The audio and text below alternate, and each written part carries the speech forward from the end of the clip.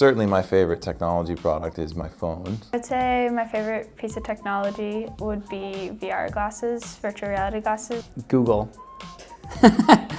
My favorite product would be the virtual reality lens, because once you put the goggles on, you can go like many places that you don't have to actually be there. I'm really fascinated by this piece of assistive technology right now, which is currently in its prototype phase, but it's called TouchCam. And it's a new way for visually impaired people to interface with touchscreen devices. So it employs location-specific on-body interaction. So instead of swiping like left or right on a screen, visually impaired people will be able to perform that same action on their bodies, which is a lot more convenient and accessible, and they'll still achieve the same results as if they were using the touchscreen. Innovating is about coming up with creative solutions to problems. It can be something intangible as well, and it can be a method and not just sort of an end product. Taking something that exists and creating something new from it. It makes me think about like a new way of doing things, like people trying to brainstorm things, how they can do it easier. My role model is probably an old boss of mine, HBS alum.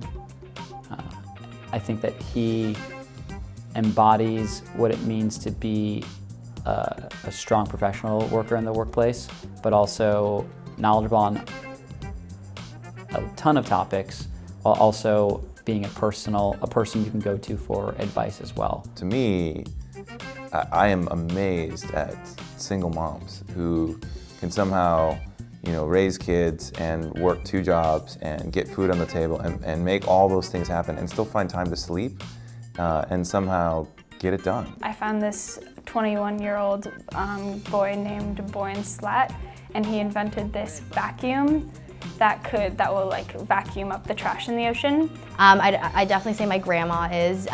She was the first female in our family to attend college, major in engineering, and pursue a career that was so much different than what was expected of women at the time, especially growing up during the Cultural Revolution. My mother's an immigrant, so I can speak firsthand to this.